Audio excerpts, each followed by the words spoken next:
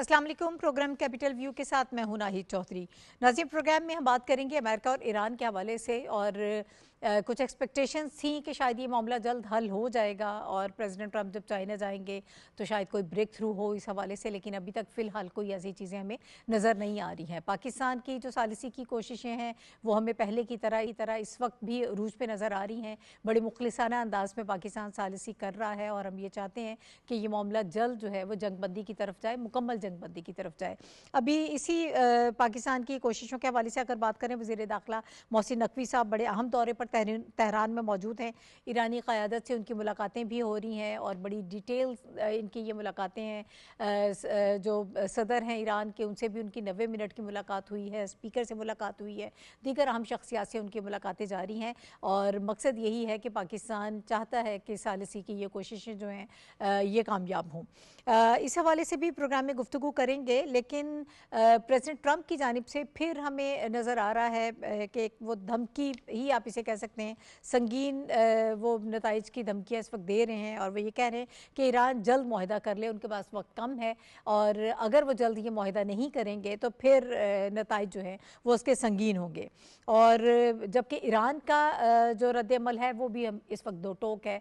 Categorically वो भी ये कह रहे हैं कि अमेरिका को किसी भी हमाकत का मुंह तोड़ जवाब दिया जाएगा। जो 5 निकाती अमेरिका की तरफ से इस वक्त मौसूल हुई हैं तजावीज़, उस पर ईरान के कंसर्न्स हैं और वो पाकिस्तान को आगाह कर रहा है। इससे पहले हम ये जानते हैं कि ईरान ने जो 14 निकाती अपनी तजावीज़, अपना एक एजेंडा भेजा था अमेरिका को, उस पर अमेरिका को एतराज़ात थे, प्रेसिडेंट ट्रंप उस पर नहीं मार रहे थे। अब जो 5 निकात मज़ीद जो इस वक्त डिस्कशन हो रही है उसके हवाले से भी हम गुफ्तगू करेंगे कि वो कितने अहम हैं। ये किसी चीज़ पर कोई कंसेंसस हो सकता है, क्या ईरान इसको मानेगा, लेकिन फ़िलहाल हमें ऐसी कोई डेवलपमेंट नज़र नहीं आ रही है। जबकि इसराइल की तरफ से भी कुछ दावे किए जा रहे हैं और कहा जा रहा है कि दोबारा जंग की तैयारियां की जा रही हैं और अमरीकी तैयारे गोला बारूद लेकर इसराइल पहुंचने लगे हैं। और आज प्रेसिडेंट ट्रंप की जो है वो अपनी कौमी सलामती टीम से भी मुलाकात हुई है। बड़ी अहम ये मुलाकात थी, मुख्तलिफ ऑप्शंस पर गौर किया गया है। अमेरिका भी मुख्तलिफ ऑप्शंस पर गौर कर रहा है, जबकि ईरान भी मुख्तलिफ ऑप्शंस को इस वक्त देख रहा है, वो इस पर गौर कर रहा है कि आगे हमने किस तरह से चीज़ें लेकर चलनी हैं। बहरहाल इस वक्त जो पाकिस्तान की कोशिशें हैं उसको तो आलमी पजीराई हासिल हो रही है और हम ये चाहते हैं कि फ़ौरी तौर पर ये मामला जो है वो हल हो जाए। वज़ीर आज़म साहब ने भी एक बड़ा अहम इंटरव्यू दिया इस हवाले से, इस इंटरव्यू के हवाले से भी हम प्रोग्राम में गुफ्तगू करेंगे। लेकिन अब मामलात किस रुख पे जा रहे हैं और कितनी जल्दी ये मामला हल होगा या भी मज़ीद चीज़ें ड्रैग होंगी, क्योंकि प्रेसिडेंट ट्रंप ने जैसे ही ये बयानात दिए हैं उसके बाद हमने देखा कि एक मरतबा फिर ऑयल की कीमतें जो हैं वो मार्केट में बढ़ गई हैं। ज़ाहिर है कि इसका इम्पैक्ट आ रहा है, पूरी दुनिया इससे मुतासिर हो रही है। और जो कंसेशंस की बात की जा रही थी और जो उनके फ़ंड्स रिलीज़ करने की बात की जा रही थी ईरान की जानिब से, वहाँ अभी हमें कोई ऐसी डेवलपमेंट नज़र नहीं आ रही है। इसी पर बात करेंगे। मेरे साथ जो पैनलिस्ट मौजूद हैं उनको इंट्रोडक्शन में आपसे करा देती हूँ। हमें प्रोग्राम में ज्वाइन कर हाफिज़ साहिर खलील साहब, उनके साथ मौजूद हैं डॉक्टर फारूक आदिल साहब, शनीला मार साहिबा, नाजिया मुस्तफ़ा साहिबा और हमायूं खान साहब जो हैं वो इस वक्त पैनल का हिस्सा हैं। आप पांचों का बहुत शुक्रिया हमें ज्वाइन करने के लिए। हाफिज़ साहब, मैं आपकी तरफ आऊँगी। सर, इस वक्त क्या चल रहा है, चीज़ें किस तरफ जा रही हैं? लग नहीं रहा है कि कोई डेवलपमेंट हो रही है। पाकिस्तान की कोशिशें हमें नज़र आ रही हैं, वज़ीर दाखिला मौजूद हैं तेहरान में, बड़ी अहम मुलाकातें भी हो रही हैं और कोशिश ये की जा रही है कि दोनों फ्रीकैन को कन्विंस कर लिया जाए और कुछ कंसेंसस हो जाए किसी चीज़ पर। बज़ाहिर तो नाहिद यही सूरत हाल जो आपने बयान की है यही नज़र आ रही है कि ईरान और अमेरिका के दरमियान फासले जो हैं काफ़ी बढ़ गए हैं। हाँ। और इन फासलों को ख़त्म करने और दोनों मुल्कों के दरमियान मुस्तकिल जंगबंदी और अमन मुआहदे के लिए पाकिस्तान ने जो कोशिशें शुरू की हैं अपने दोस्त मुल्कों, स्पेशली सऊदी अरब, उसमें तुर्किया, चीन और मिस्र, ये 4-5 ममालिक ऐसे हैं जो, और इसमें कतर की भी कोशिशें शामिल हैं। ये वो ममालिक हैं जो कोशिश ये कर रहे हैं कि मुस्तकिल तौर पर खलीज में जंग बंदी हो जाए और यहाँ एक अमन और सुकून की कैफियत दोबारा बहाल हो जाए। पाकिस्तान इस लिहाज से कोशिशें तेज़ कर रहा है कि ख़ित्ते में जंग जो है वो मुस्तकिल तौर पर ख़त्म होनी चाहिए और उसके लिए अभी प्रेसिडेंट ट्रंप ने जो रिसेंट विज़िट किया था चाइना का, उसमें भी प्रेसिडेंट शी ने ये बात कही है कि ये जंग होनी ही नहीं चाहिए थी और वहाँ तक बात नहीं पहुँचनी चाहिए थी। आज प्राइम मिनिस्टर शहबाज शरीफ ने जो अपना एक्स पर पैगाम दिया है उसमें भी यही बात की है कि हमें महाज आराई और हमें जंग की तरफ जाने के बजाय सफारती कोशिशें जो हैं वो तेज़ की जाएं और मुज़ाकरात की तरफ दोनों फ़रीक़ैन को आमादा किया जाए। और प्राइम मिनिस्टर ने इसी उम्मीद का इजहार किया है कि दोनों फ़रीक़ैन दोबारा मुआहदे की तरफ बढ़ेंगे और दोबारा मुज़ाकरात की तरफ बढ़ेंगे। देखिए, यही एक सूरत है जिसके ज़रिए हम दुनिया में और ख़ास तौर पर इन दोनों मुल्कों की जंग जो है उसको ख़त्म करने में कामयाब हो सकते हैं। एक तरफ ये सूरत हाल है, दूसरी जानिब आप ये देखें कि प्रेसिडेंट ट्रंप जो बयानात दे रहे हैं, जिसका आपने जिक्र किया है कि एक तरफ वो ये कह रहे हैं कि अगर जंगबंदी का मुआहिदा ना, मुस्तकिल तौर पर जंगबंदी मुआहिदा जल्दी ना हुआ तो फिर हम ईरान के खिलाफ एक भरपूर जंग शुरू करेंगे। और उन्होंने एक बार फिर स्टोन एज की बात की है कि ईरान को हम स्टोन एज में पहुंचा देंगे। और देखिए, इसमें नज़र आता है कि उनके प्रेसिडेंट ट्रंप को जिस दबाव का सामना है उसमें एक सबसे बड़ा दबाव जो है वो इज़राइल का दबाव है। और इज़राइल ने अपनी फ़ौजें तैयार की हैं और इज़राइल जो है पूरी तरह से नई जंग में हिस्सा लेने के लिए तैयारी कर रहा है। एक तरफ ये सूरत हाल है, दूसरी तरफ आप ये देखें कि इस जंग में इंडिया का रोल देखें आप। जब इराक़ी जो हैं इंडिया गए हैं तो वहाँ तासुर ये दिया गया कि पाकिस्तान की जो सालिसी कोशिशें कामयाब नहीं हो सकी, जिस पर उन्होंने वहीं पर इंडिया की सरजमीन पर ही बयान दिया और प्रेस कॉन्फ्रेंस की और उन्होंने इस तासुर का ज़ायल किया इंडिया के कि पाकिस्तान की सालिसी कोशिशें कामयाब नहीं हो रही, बल्कि उन्होंने कहा कि यही वो सालिसी कोशिशें हैं जिनको आगे बढ़ाया जा सकता है। और यही बात प्रेसिडेंट ट्रंप भी कह रहे हैं कि पाकिस्तान वाहिद मुल्क है जो दोनों मुल्कों के दरमियान सालिस का किरदार अदा कर रहा है। अब ये बड़ी भारी जिम्मेदारी है और ये चूँकि पाकिस्तान के हवाले से अब एक नई जो कोशिश हो रही है जिसमें हमारे इंटीरियर मिनिस्टर जो है तेहरान में हैं, उनकी मुलाकातें हो रही हैं वहाँ की पॉलिटिकल लीडरशिप के साथ ईरान में, और इन कोशिशों के नतीजे में यकीनन एक नई सूरत जो है वो नज़र आएगी। उसके बाद जो है तुर्किया की भी यही कोशिश है कि ये मुज़ाकरात जो हैं वो कामयाब हों और दोनों मुल्क दोबारा जो हैं वो सालिसी की तरफ बढ़े, मुज़ाकरात की तरफ बढ़े, मकालमे की तरफ बढ़े। अब ये जो सूरत हाल है उसकी वजह से जो तनाव है, देखें उसमें नई जो 5 नई तजावीज़ जिनकी बात की है, नई शराइत अमेरिका की, उसमें बड़ी सख्ती भी है जिसको ईरान ने मुस्तरद किया है। और पाकिस्तान भी ये बात कह रहा है कि अगर मुस्तकिल जंगबंदी हो जाए तो जौहरी मुज़ाकरात या एटमी मामलात पर जो मुज़ाकरात हैं वो बाद में भी हो सकते हैं। जबकि प्रेसिडेंट ट्रंप ये चाहते हैं कि ईरान ये वादा करे और इस शर्त को माने कि यूरेनियम की अफजुदगी नहीं होगी और जो 700 या 400 किलोग्राम यूरेनियम है वो अमेरिका के हवाले किया जाएगा, जो ये सूरत नज़र नहीं आती। इसी तरह अमेरिका जो है वो पाबंदियां ख़त्म करने की जो शराइत हैं वो तो उस पर भी तैयार नहीं है। तो एक तनाव की कैफियत ज़रूर है, लेकिन इसी में से ही कुछ बातचीत का अमल जो है आगे बढ़ने के इम्कानात इस लिहाज से हैं कि ईरान भी ये चाहता है कि इब्तदाई जो बातचीत है उसको आगे बढ़ाया जाए ताकि मकालमे का जब सिलसिला शुरू होगा तो उसमें हम कदम ब कदम और लहजा ब लहजा आगे बढ़ सकते हैं। तो उम्मीद यही है कि एक बार फिर पाकिस्तान की कोशिशें जो हैं वो कामयाब होंगी और सालिसी का अमल दोबारा ट्रैक पर आएगा और इसके नतीजे में इस्लामाबाद में दोनों ममालिक जो हैं जल्द ही यकीनन सूरत हाल पैदा हो जाएगी कि दोनों ममालिक एक मकालमे की तरफ बढ़ेंगे। और इसमें आलमी ताकतें, दूसरी जो हमारी दोस्त ममालिक हैं उनका एक जो दबाव है या उनकी जो कोशिशें हैं वो भी शामिल हाल हैं। इंशाल्लाह ये ज़रूर बारआवर साबित होंगी। ठीक है। अच्छा डॉक्टर साहब, जो 5 शराइत हैं, बड़ी ये सख्त अमन शराइत हैं जो सामने आ रही हैं अमेरिका की जानिब से। ईरान ऑब्वियसली इन पर रजामंद नहीं है कि ईरान पर बमबारी के नुकसानात का मुआवजा देने से इनकार कर दिया गया है। ये कंपनसेशन ज़ाहिर है कि ईरान इसकी डिमांड कर रहा था। फिर ये भी मुतालबा किया गया है कि 400 किलोग्राम अफसुदा यूरेनियम ईरान से मुंतकिल कर दिया जाए। सिर्फ एक फ़ौज जौहरी तनसीब रखने की शर्त भी आयद की गई है। फिर जो मुंजमद असासे हैं उनमें सिर्फ 25% तक नरमी करने पर आमादगी जाहिर की गई है। और इन शराइत को माने बगैर आगे मुज़ाकरात नहीं बढ़ सकते, ये कहना है अमेरिका का। और दूसरी जानिब से जो प्रेसिडेंट ट्रंप अब जो धमकियां दे रहे हैं कि ईरान के पास वक्त बहुत कम है, वो फौरी तौर पर मुज़ाकरात की मेज़ पर आए और मामले को ख़त्म करे, तो किस तरह से इस सारी कैफियत में ईरान ये सारी चीज़ें मान सकता है और फौरी तौर पर कुछ इसमें हमें डेवलपमेंट नज़र आ सकती है? शुक्रिया नाहिद। देखिए, प्रेसिडेंट ट्रंप के बीजिंग के दौरे के बाद जायज़ तौर पे तवक्को की जा रही थी, जिसका आपने जिक्र किया कि हालात बेहतर होंगे, लेकिन कशीदगी की तरफ जाते हुए दिखाई देते हैं। और सदर ट्रंप ने धमकी दी, जिसका आपने अभी जिक्र किया कि आपके पास वक्त बहुत कम है। दरअसल प्रेसिडेंट ट्रंप के पास वक्त बहुत कम है, क्योंकि ज़िमनी इलेक्शन आ रहे हैं। ईरान तो उस वक्त को ज़्यादा से ज़्यादा बाय करना चाहता है, तो लिहाजा इस वक्त बाय करने की और जल्दी से किसी मायदे पर पहुंचने की कश्मकश है।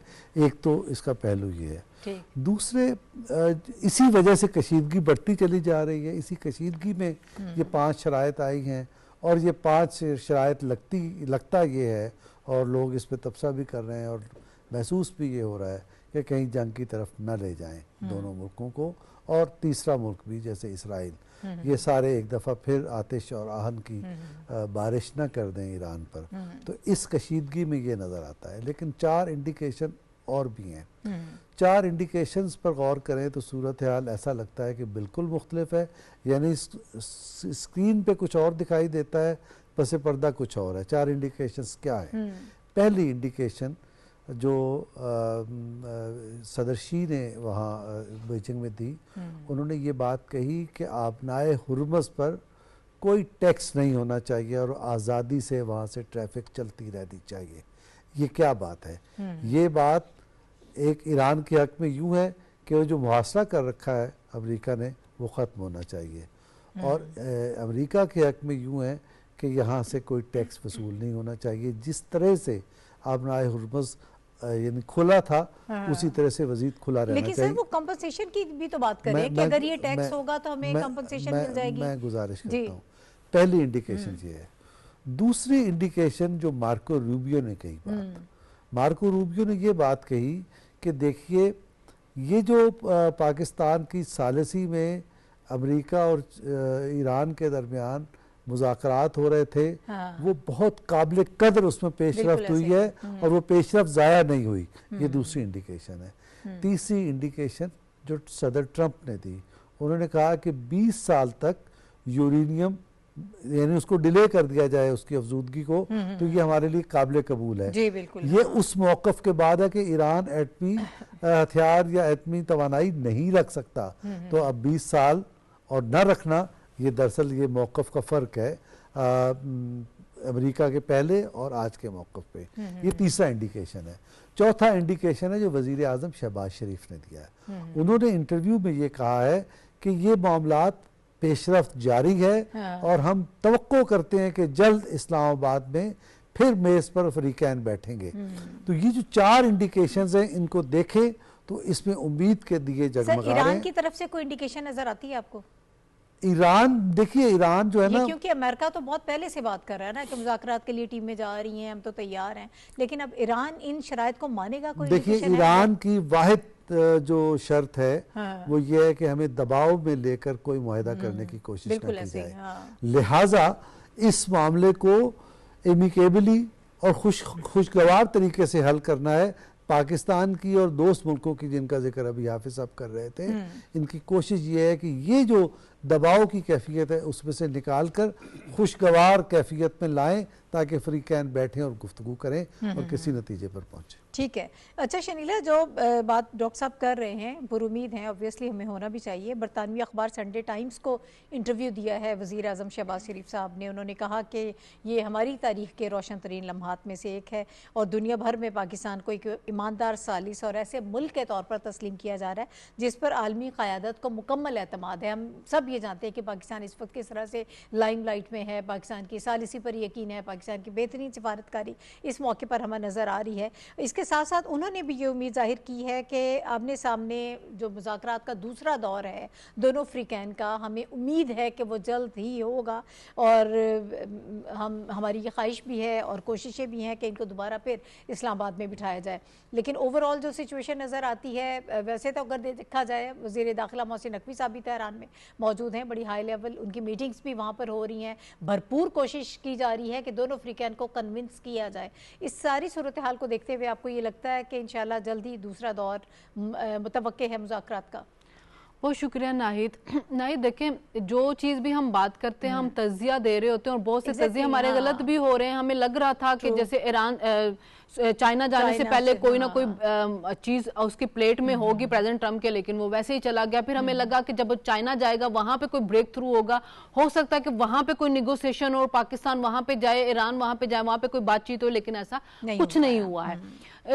इसके बावजूद मुझे ये लगता है और जो खबरें हैं कि अभी बंद गली में चीजें नहीं पहुंच गई हैं। प्रेसिडेंट ट्रम्प ने एक अपने ट्वीट एक्स के ऊपर ट्वीट तो दी है जिसके जरिए ये मैसेज देने की कोशिश तो की है कि हम दोबारा ईरान के ऊपर हमला करेंगे, ईरान के लिए बड़े टफ दिन आ रहे हैं, लेकिन अभी तक ऐसा कोई हमले स्टार्ट नहीं किए गए, ना कोई इसकी इंडिकेशन आ रही है और ना ही कोई ऐसी चीज स्टार्ट की जा रही है। क्योंकि अभी फिर ईरान ने अपने कुछ जो है तजावीज प्रपोजल जो है वो अमेरिका को भिजवाई है पाकिस्तान के जरिए। उधर से अमेरिका जो है उसके जरिए उसकी जो भी शराइत है वो भी पाकिस्तान के जरिए ईरान के पास जा रही है। तो बातचीत जो बैकडोर डिप्लोमेसी होती है वो चल रही है, उसका दरवाजा बंद नहीं हुआ है। अगर हम प्रेसिडेंट ट्रम्प की तरफ से देखें तो वो हार तो चुके हुए हैं जंग, लेकिन वो जंग की टेबल से जीतना चाह रहे हैं कि जब मैं मुज़ाकरात की टेबल पे बैठूं तो मैं वहां से जीत के निकलूं। अब जो ईरान की डिमांड है देखें वो कोई जस्टिफाई करती हैं। अगर वो कहते हैं कि आपने जंग की है, हमारा जो नुकसान हुआ आप हर्जाना दें, होना चाहिए क्योंकि आपने जंग मुसल्लत की है। जब आपके ओमान के जरिए उस वक्त मुज़ाकरात हो रहे थे तो क्यों अचानक हमला कर दिया गया, इतनी किस चीज की जल्दी थी। फिर जब वो कह रहे हैं कि सैंक्शन हटाएं, आप ना सैंक्शन हटाने की तरफ जा रहे हैं ना हर्जाना देने की तरफ जा रहे हैं। 25% भी हमने आपके और जो हमारे एसेट फ्रीज हैं वो भी रिलीज करें, नहीं वो हम 25% तक भी नहीं करेंगे। आप हमारी सारी शराइत मान जाए कि इनरिच यूरेनियम जो है वो हमारे हवाले कर दें, जौहरी प्लान जो है वो अपना बंद कर दें, तो इस तरह तो फिर नहीं होता। आबनाए हुर्मस को मुकम्मल छोड़ दें, सारी शराइत आपकी ईरान नहीं मानेगा। और इस वक्त अगर जो लग रहा है ना, जो मुज़ाकरात की नाकामी है, जो चीजें रुकी हुई हैं, वो उसकी वजह प्रेसिडेंट ट्रम्प नजर आ रहे हैं मुझे। प्रेसिडेंट ट्रम्प फ्रस्ट्रेटेड भी हैं, प्रेसिडेंट ट्रम्प चाहते भी हैं कि किसी ना किसी नतीजे पे पहुंचे, लेकिन प्रेसिडेंट ट्रम्प जो हैं वो लचक भी नहीं दिखा रहे। तो लचक उनको दिखानी पड़ेगी। ये नहीं हो सकता कि जो जंग आप हारे हुए हैं आप कहें कि मैं मुज़ाकरात की टेबल पे जीतूं और मैं ट्रॉफी से जाके जो है वो लेके चला जाऊं। अभी आप ये देखिए, जब वो चाइना गए हैं तो आके व्हाइट हाउस से अलामिया आ रहा है कि जी चाइना ने भी हमारे साथ एग्री किया है कि ईरान को न्यूक्लियर पावर नहीं बनना चाहिए। तो चाइना की साइड से तो ऐसा कोई बयान नहीं आया है। चाइना तो बल्कि यही समझ रहा है नहीं, ये बात कही भी है, ये जंग ही गलत है। बिल्कुल ठीक, सही बात आपने कही है कि चाइना यही समझ रहा है कि जंग ही गलत हुई है, आपको ये नहीं करना चाहिए। तो यानी कि चाइना आप पे इल्जाम ठहरा रहा है। ये अलग बात है कि अमेरिका के और चाइना के ताल्लुकात कुछ बेहतर हुए हैं। वहां पे प्रेसिडेंट ट्रम्प ने प्रेसिडेंट शी को बहुत खुश करने की कोशिश की, उनकी तारीफें वगैरह करते हुए। लेकिन अगर ये देखा जाए कि ईरान के मामले पे ऊपर चाइना और अमेरिका एक सेम पेज पे आ गए तो ये नहीं हुआ है। तो अब प्रेसिडेंट ट्रम्प को सोचना होगा कि वो हालात को किस तरफ ले जाना चाहते हैं। जंग करना चाहते हैं तो दोबारा कर लें, ईरान तैयार बैठा हुआ है, उन्होंने पहले भी आपका मुकाबला किया, वो आगे भी आपका मुकाबला करेगा। जिन ममालिक को आपने सिक्योरिटी प्रोवाइड करनी, आप उनको प्रोवाइड करने में नाकाम रहे हैं। और इजराइल जो है वो भी एक्सपोज हो चुका हुआ है कि उसकी ताकत क्या है, वो आपके बलबूते के ऊपर ही छलांगे लगाता है। तो प्रेसिडेंट ट्रम्प मुज़ाकरात की तरफ जाना चाह रहे हैं, तो ये नहीं होगा कि 5 की 5 शराइत उनकी मानी जाए और ईरान की 5 की 5 शराइत रिजेक्ट कर दी जाए। कुछ लो और दो की बुनियाद पे हमेशा मामला सेटल होते हैं और प्रेसिडेंट ट्रम्प को ये सोचना पड़ेगा मुज़ाकरात करने के लिए और जंग को खात्मे के लिए। ठीक है। अच्छा नाज़िया, जो स्पॉयलर्स का हम पहले भी जिक्र करते रहते हैं, जो उनका किरदार है वो बड़ा अहम है। अभी जो खबरें आ रही हैं इजराइल मीडिया की तरफ से, ये खबरें आ रही हैं कि उनके मुताबिक 24 घंटों में दर्जनों अमरीकी कार्गो तैयारे गोला बारूद लेकर इसराइल पहुंचे हैं। दोबारा जंग पर मुशावरत भी हो रही है नेतन्याहू और ट्रंप के दरमियान। ईरान के साथ जंग के हवाले से मुमकिन तौर पर जो जंग की बात की जा रही है, बातचीत हुई है, मतलब वो तो ये शो कर रहे हैं कि तैयारियाँ मुकम्मल हैं। अगरचे ईरान ये कह रहा है कि हम मुकम्मल तौर पर तैयार हैं, अगर आप जंग की तरफ जाना चाहते हैं तो हम वहाँ भी आपको जवाब देंगे, और अगर मुज़ाकरात की बात होगी तो फिर जाहिर है कि हम एक हारे हुई कौम की तरह तो आपके साथ मुज़ाकरात नहीं करेंगे। हम जीते में जब हम बैठेंगे मुज़ाकरात की मेज़ पर तो फिर उसी हवाले से बात होगी, हमारी भी बातें माने और कुछ हम आपकी बात मानेंगे, तब मामला आगे बढ़ेगा। बहुत शुक्रिया नाहिद, बिल्कुल दुरुस्त, ईरान बिल्कुल ठीक कह रहा है। देखिए उनकी जो स्टेटमेंट थी वो बहुत, उसमें एक वजन था, वो ये स्टेटमेंट थी ईरान की जानिब से कि देखिए जो जंग हम जीत चुके हैं वो टेबल पे क्यों हारे, हाँ। और अमेरिका जो जंग हार चुका है वो टेबल पे जीतना चाहता है, कैसे जीत सकता है? तो ये बहुत बुनियादी फर्क है। देखिए अमेरिका, सदर ट्रंप जो है, अभी उनको बहुत सी उम्मीदें थी चाइना विजिट से पहले, उनको लगता था कि वो बहुत कुछ गेन करके आएंगे, वो गेन नहीं करके आए, वो बहुत कुछ वहां पे समझिए कि बल्कि दे के आए हैं, लेके कुछ भी नहीं आए हैं, और जो दे के आए हैं वो सबके सामने है। ताइवान के मामले पर वो बहुत कुछ दे आए हैं, लेकिन लाना वो ये चाहते थे कि शायद ईरान वाले मामले पे चाइना कुछ ना कुछ अमेरिका की हेल्प करेगा। लेकिन सदर शी की आप उनकी बॉडी लैंग्वेज देखें, उनकी स्टेटमेंट्स देखें, उन्होंने बहुत क्लियरली ये मैसेज दे दिया कि ठीक है आप उनके साथ बात करें, हम इस बात में तो आपके साथ हैं कि अब नाए हुर्मुज़ को खुलना चाहिए और उस पर कोई टैक्स वगैरह नहीं लगना चाहिए, यहाँ तक तो बात ठीक है। लेकिन उनको प्रेशराइज करना, ईरान को मनाना कि जी नहीं आप उनकी तजवीज़ जो है या जो पॉइंट्स अमेरिका ने शेयर किए वो मान जाए, तो चाइना बिल्कुल भी ऐसा नहीं उसने करना था, ना वो करने वाला है। देखिए कहते हैं कि जब आपके बराबरी में जो अब देखिए अब तो ये भी वाजे हो गया ना नाहिद कि चाइना जो है वो सुपर पावर में शामिल हो गया। पहले हम समझे अमेरिका सुपर पावर है, बट उसके बराबर में अब आ गया, अब नंबर 2 पे नहीं है चाइना, अब उसके बराबर में है। और जब आपके बराबर ताकत वाला जो आपका जो भी ममालिक है अगर कोई गलती कर रहा हो ना, तो सियाने यही कहते हैं कि उसको रोकना नहीं चाहिए, उसको करने देनी चाहिए। तो चाइना की इंटरेस्ट में ये है कि ईरान वाले मामले में अमेरिका फंसा हुआ है। सदर ट्रंप की पॉपुलैरिटी है मामले के बाद ही हुई है, बिल्कुल इसी तरह से, बिल्कुल इसी तरह से है, और उनकी पॉपुलैरिटी में कमी आ रही है। अमेरिका जो है वो जंग हार चुका है, सिर्फ वो चाइना की, रशिया की, पाकिस्तान की मदद से किसी ना किसी तरीके से फेस सेविंग चाहता है कि मैं अपना जो है एक विक्ट्री जो है वो यहाँ से मुझे मिले, टेबल के ऊपर मिले। लेकिन ईरान जो है वो समझ रहा है, ईरान ने वाज़े तौर पे कह दिया है कि हम मुज़ाकरात के लिए भी तैयार हैं, हम दबाव में आके कुछ नहीं करेंगे, लेकिन हम जंग के लिए भी तैयार हैं अगर हम दोबारा आप हमारे ऊपर जंग इम्पोज करते हैं। और ईरान का ये कहना है कि हमें पता है कि अगर दोबारा हमला होता है, ये हमारी औलतन सी बात पे हमला करेंगे, किन किन जगहों पे करेंगे उनको सब इल्म है, और वो भी पूरी तरह से तैयार बैठे। अगर इजराइल जो चाहता है कि जी मैं अमेरिका के दोबारा इस चीज पे कन्विंस कर लूंगा कि नहीं दोबारा हमला करते, देखिए दो चीजें हैं ना ही। अगर तो सदर ट्रंप ये समझता है कि अमेरिका को इजराइल ने बहुत अच्छा मशवरा दिया था जंग में कूदने का, तो वो दोबारा गलती करेगा। अगर दोबारा हमला करता है, उसकी दोबारा गलती होगी, पहले मिसकैलकुलेट किया, अब अगर दोबारा करेगा, जो बची खुची वो जो चीज रह गई है ना सदर ट्रंप की, वो भी इसमें वो अपना खो बैठेगा। तो मैं नहीं समझती कि सदर ट्रंप इतनी जल्दी में इजराइल की ये बात मान लेगा। लेकिन देखिए चीजें कुछ भी हो सकती हैं, हम आज की इंफॉर्मेशन के बेस पे एनालिसिस करते हैं, कल को क्या चीजें होती हैं वो फिर कल की बात हो जाती है ना। लेकिन देखिए अभी इजराइल की तो कोशिश है कि वो किसी तरह से अगेन सदर ट्रंप को ये कहे कि हम दोबारा हमला करते हैं। लेकिन ये बात जो है, जी कुछ ऐड करना चाह रहे हैं आप हाफिज साहब? उसमें देखें एक अहम पहलू है, वो है एटमी हथियारों की तैयारी और एटमी तवानाई का हसूल। ये दो मुख्तलिफ चीजें हैं।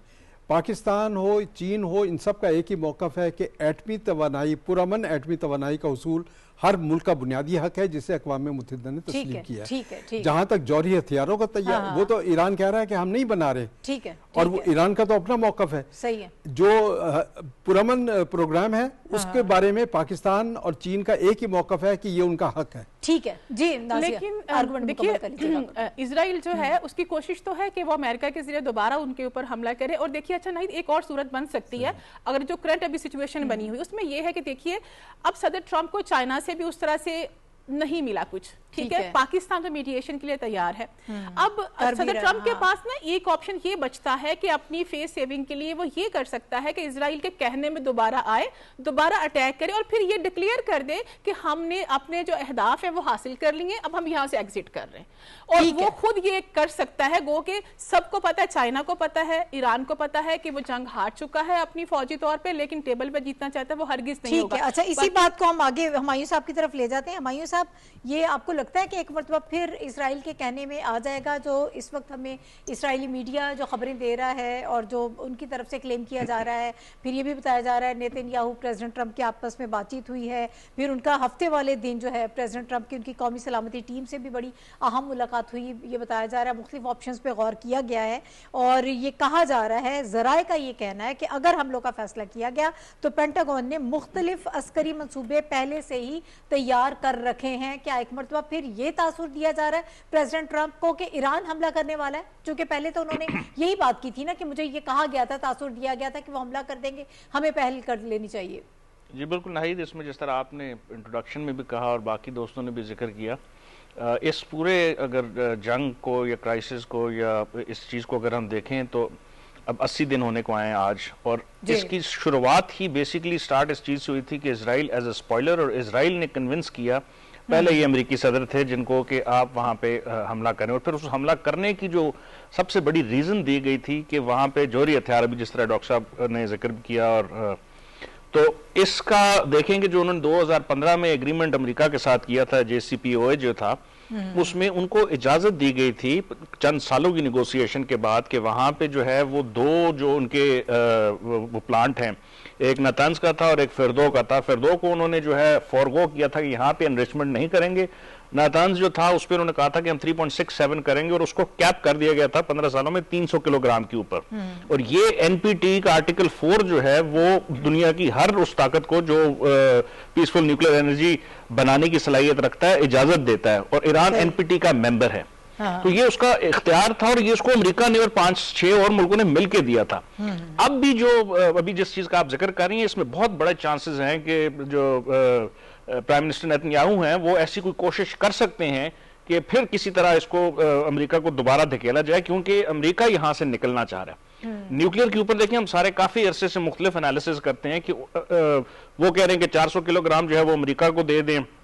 JCPOA में जो वो चीजें मान चुका है, मेरा ख्याल है ईरान उससे ज्यादा नहीं आगे जाएगा। अभी भी अगर आपको याद हो, जून 2025 में जिन 3 न्यूक्लियर साइट्स के ऊपर उन्होंने अमेरिका ने अटैक किया था, वो ये तीनों ही थी, इस्फहान की थी, फिरदो की थी और नातांज की थी। बात फिर वहां पे आ रही है, ईरान मानने को तैयार है।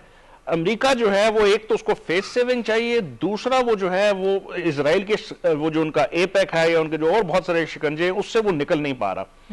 तो प्रेसिडेंट ट्रंप जो है, मेरा ख्याल है जिस तरह बाकी सब ने भी कहा, अपनी गिरती हुई पॉपुलैरिटी को और वहां पे जो हालात खराब हो रहे हैं, जो इकोनॉमिक डाउन टर्न हो रहा है, फिर इसका नुकसान जो पूरी दुनिया को हो रहा है, रीजनल सिक्योरिटी, सप्लाई चेन को जो नुकसान हो रहा है, ऑयल प्राइसेस, इन्फ्लेशन ऊपर जा रही है, इस सारी चीजों को देखते हुए मेरा ख्याल है उसको फेस सेविंग भी चाहिए। होगा क्या, मेरा जाती राय है कि आइंदा चंद महीनों में ये चीज जो है वो सेटल होगी, क्योंकि अभी देखें हज का सीजन है, बड़ा सेंसिटिव मामला है इस वक्त पूरी जो गल्फ की रीजन है, पूरी इस्लामिक दुनिया में। उसके फौरन बाद जो है आपका जो है मुहर्रम स्टार्ट हो जाएगा। वो जो ईरानियन साइड है वहां पे, और बहुत बड़ा दुनिया का एक बहुत बड़ा खिता है जो उस चीज के ऊपर वो होगा। तो इन 2 महीनों के दरमियान अब मेरा नहीं ख्याल कि वो कोई इसकी तरफ कोशिश करेंगे, लेकिन अगेन नोइंग प्रेसिडेंट ट्रंप, वो किसी वक्त कुछ भी कर सकते हैं। इंडिकेशन यही लग रही है कि वो शायद जो है वो गुफ्तगू जो पाकिस्तान के जरिए हो रही है, जिस तरह आपने जिक्र भी किया, अब जो रिवाइज एजेंडा दिया गया ईरान की तरफ से, शायद उसको कुछ रिकंसिडर करके, कोई फेस सेविंग करके, न्यूक्लियर टॉक्स करके बाकी चीजों की तरफ वो चले जाएं। ठीक है। अच्छा, यू नेवर नो, टाइम कम है नाज़िया। वैसे रमजानुल मुबारक में आगाज़ कर दिया था उन्होंने इस जंग का, इसलिए आप कुछ कह नहीं सकते। हमें आगे बढ़ना, एक बड़ा अहम टॉपिक जिस पे हमें बात करनी है, पाक चीन सिफारती ताल्लुकात के 75 साल मुकम्मल होने को आए हैं, और इन ताल्लुकात का आगाज़ 21 मई 1951 को हुआ, और 2026 में इन मिसाली ताल्लुकात को 75 साल जो प्लाटिनम जुबली है वो मुकम्मल हो रही है। इसके हवाले से मुख्तलिफ तकरीबात हो रही हैं, मुल्क भर में तकरीबात का आगाज़ कर दिया गया है, शानदार किस्म की ये तकरीबात हैं। और इसके अलावा वज़ीर आज़म शहबाज शरीफ साहब भी चाइना जाएंगे। इस मौके पर बड़ा अहम और तारीख़ी मौका है। तारीख़ी संग मील को मनाने के लिए पाकिस्तान भर में जो तकरीबात हो रही हैं, यकीनन वो इस बात का सबूत है कि दोनों ममालिक के दरमियान शानदार दोस्ती है, मिसाली ताल्लुकात हैं, और इसको आहनी दोस्ती के हवाले से भी जाना जाता है, आयरन ब्रदरहुड कहा जाता है। और ये जो सिफारती ताल्लुकात हैं, इनका ये सारा सफ़र 75 साल सफ़र जो है वो कैसा रहा, और पाकिस्तान के लिए ये बड़ी ज़बरदस्त बात है कि पाकिस्तान ने अवामी जमहूरिया चीन को तस्लीम करने वाले इब्तदाई ममालिक में शामिल होने का एजाज़ भी हासिल किया है। और ये ताल्लुकात जो हैं दिन ब दिन मजबूत होते जा रहे हैं। इकानमी बेस्ड ये ताल्लुकात भी हमें नज़र आते हैं, एक दूसरे के साथ सिंसेरिटी भी नज़र आती है, मुश्किल वक्त में एक दूसरे के साथ खड़े होते हुए भी हमें ये दोनों ममालिक नज़र आते हैं। और यकीनन ये चीज़ पाकिस्तान के लिए बड़ी ज़बरदस्त है कि पाकिस्तान के दोस्त मुल्क चाइना के हवाले से जब 75 साल मुकम्मल होने वाले हैं, तो इस वक्त यहाँ पर बेहतरीन किस्म की तकरीबात हो रही हैं। मैं इसी हवाले से चाहूँगी कि हम गुफ्तगू करें। हाफिज़ साहब, मैं आपकी तरफ आऊँगी। प्लेटिनम जुबली जो है वो इसका इनकाद होने जा रहा है, मुल्क भर में तकरीबात जारी हैं, दोनों ममालिक के ताल्लुकात को आप किस तरह से देखते हैं? यकीनन ये अहले चीन और अहले पाकिस्तान दोनों के लिए ये एक अहम मौका आया है कि दोनों ममालिक जो हैं 75 अपनी सफारती ताल्लुकात की 75वीं सालगिरह बना रहे हैं। देखिए, पाकिस्तान और चीन जो हैं उनके ताल्लुकात की नौइयत जो है दूसरे ममालिक के ताल्लुकात की नौइयत से बिल्कुल मुख्तलिफ है। चीन पाकिस्तान का सबसे बड़ा और सबसे काबिल एतमाद दोस्त है। चीन ने पाकिस्तान की मुख्तलिफ शोबों, ख़ास तौर पर दिफाई खुद किफ़ालत हो, सनती खुद किफ़ालत हो या ज़री खुद किफ़ालत के शोबे हों, उसमें पाकिस्तान को खुद कफ़ील बनाने, पाकिस्तान को अपने पाँव पर खड़ा करने के लिए कलीदी किरदार अदा किया है। हम देख रहे हैं कि 75 बरसों में चीन ने पाकिस्तान के साथ जो तिजारत की, उस तिजारत का सबसे अहम पहलू यही था कि पाकिस्तान अपने पाँव पर खुद खड़ा हो। और हम आज देख रहे हैं कि CPEC 1 हो या CPEC 2 हो, इन दोनों के ज़रिए चीन ने पाकिस्तान को आगे बढ़ाया है।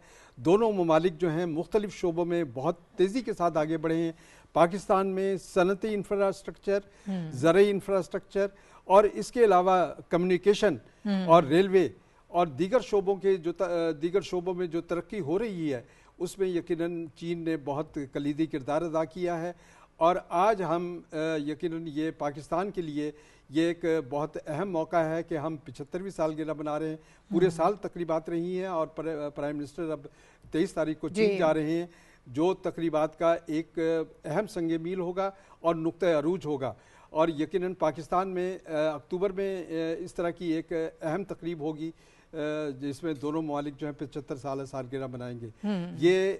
ये पाकिस्तान और चीन के ताल्लुकात खित्ते में इस्तेहकाम, खित्ते की तरक्की और खित्ते की मजबूई अवाम की खुशहाली के लिए बहुत अहमियत अख्तियार कर रहे हैं। यही वजह है कि BRI के ज़रिए चीन जो है दीगर ममालिक में भी इसी तरक्की को आगे ला रहा है ताकि दुनिया में जंगें ख़त्म हों और दुनिया में अवाम तरक्की करें, ममालिक खुशहाल हों, अवाम जो हैं खुशहाली की जानिब बढ़ें। ठीक है। अच्छा डॉक्टर साहब, इन्हीं तारीखी ताल्लुकात को और इस तारीखी संग मील को मनाते हुए 21 मई से 25 मई के दौरान पूरे पाकिस्तान में भरपूर शानदार किस्म की तकरीबात जो हो रही हैं, तमाम सूबों में इसका इनकाद किया जा रहा है।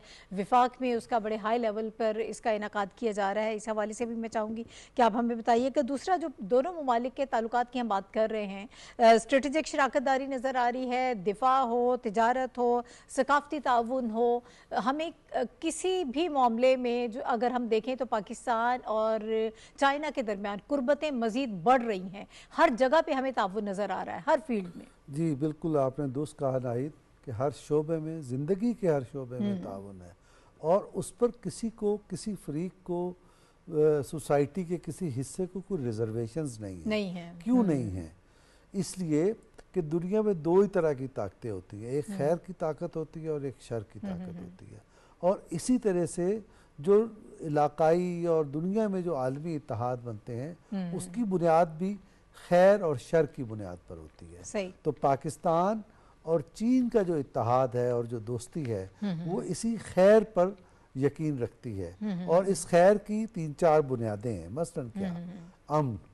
अब आप ये देखें कि चीन दुनिया की उन चंद गिनी चुनी ताकतों में से है जो जंग पे यकीन नहीं रखता और अमन का रास्ता हमवार करता बिल्कुल, है। हाँ। जो दूसरी उसकी खूबी है, सबसे बड़ी खूबी ये है कि वो तरक्की में इश्तराक पैदा करता है। वो वसाइल की लूट मार पे यकीन नहीं रखता और जहाँ जो जिसका हक है, जो हिस्सा है, वो उसको देने पर यकीन रखता है और इसके अलावा दुनिया को बुराई से पाक करने पे यकीन रखता है। बुराई का क्या मतलब है?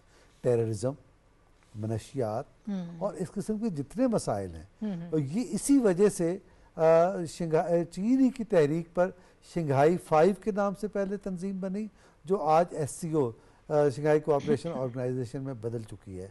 तो ये उसकी यानी जो एक तहरीक है, खैर की तहरीक है, अमन की तहरीक है, तरक्की में इश्तराक की तहरीक है और बुराइयों के खात्मे की तहरीक है।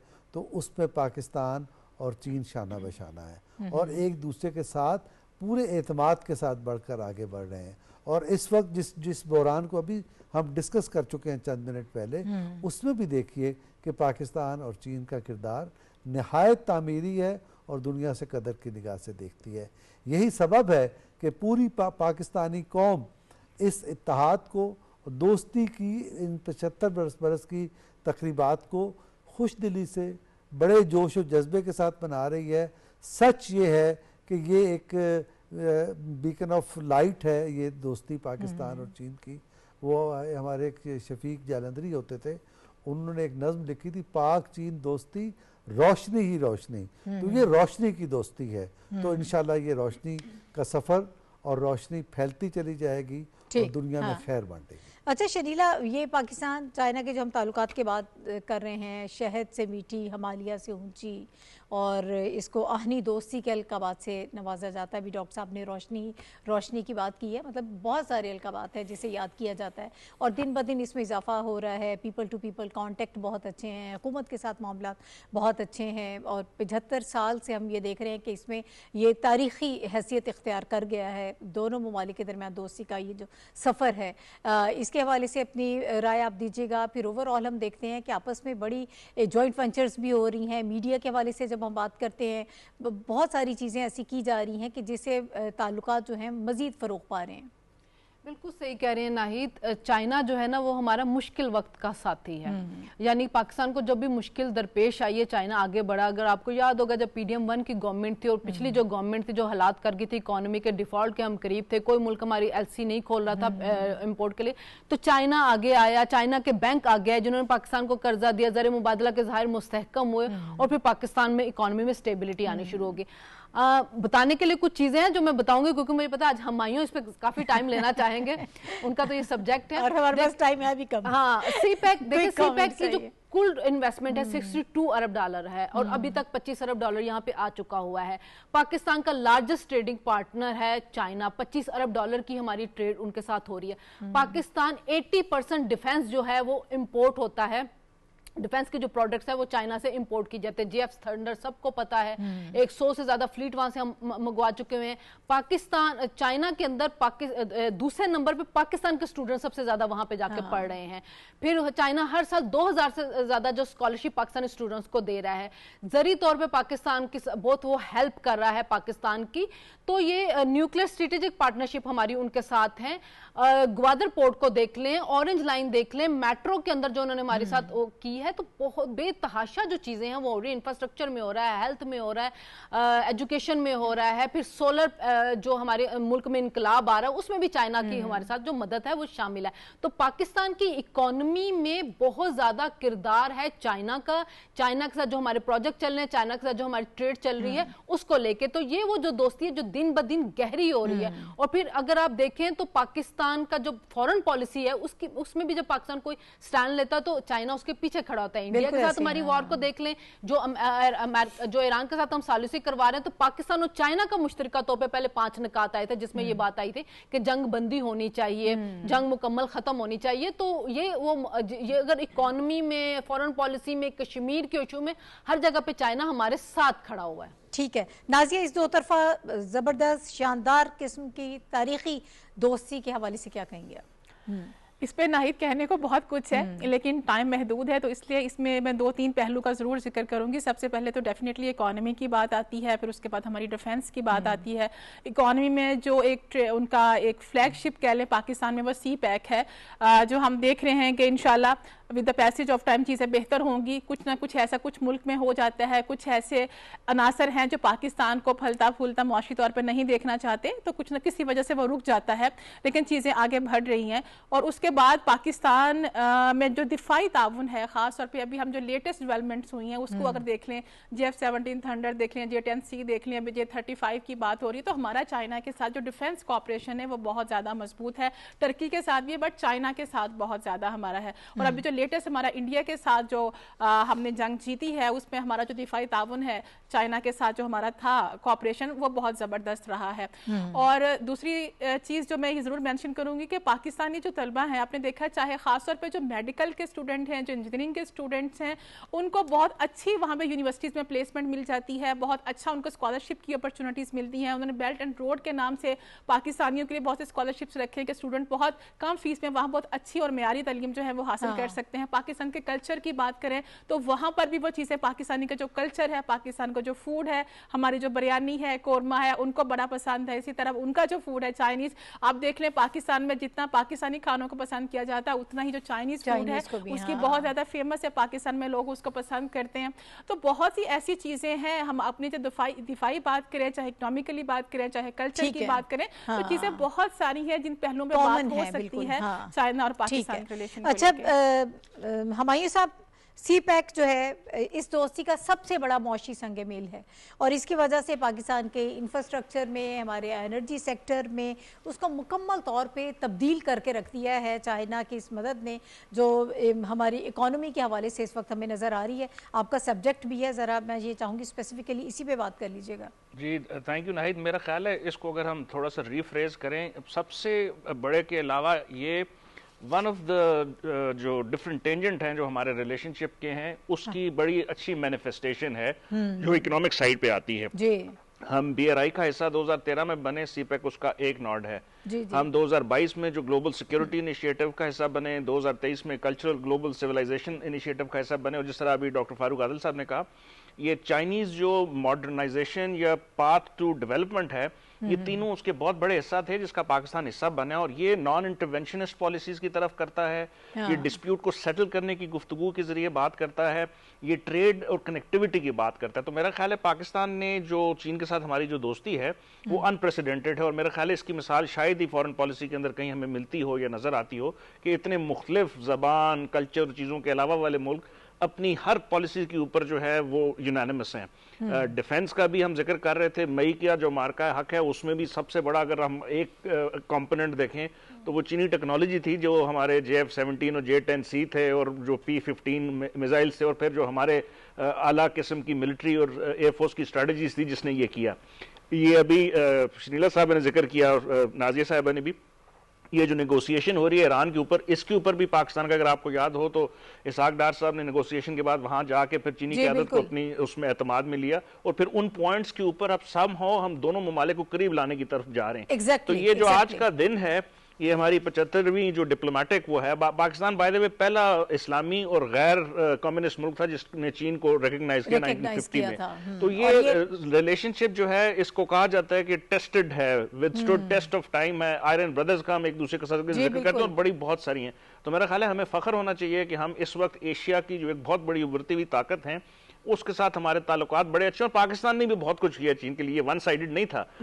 50 से लेकर 70s तक हम भी जब अपनी अच्छी पोजीशन में थे तो हमने भी बहुत बहुत जो है ना वो हेल्प की, और उन्होंने भी हमारी की। तो सब म्यूचुअली रिस्पेक्टेबल रिलेशनशिप, और मेरा ख्याल है कि दोनों जो हमारी अवाम है और गवर्नमेंट से उनको फख्र होना चाहिए इस रिलेशनशिप के ऊपर। बिल्कुल है भी, इसीलिए इस वक्त हम देख रहे हैं कि पूरे मुल्क में तकरीबात जो हैं इस हवाले से हो रही हैं, और दोनों ममालिक के दरमियान ताल्लुकात मज़ीद फ़रोग़ पा रहे हैं, कुर्बतें मज़ीद बढ़ रही हैं। हर सेक्टर में, हर मैदान में हम ये देख रहे हैं कि पाकिस्तान और चाइना एक दूसरे के करीब आ रहे हैं। इसके साथ ही प्रोग्राम का वक्त भी खत्म हो गया।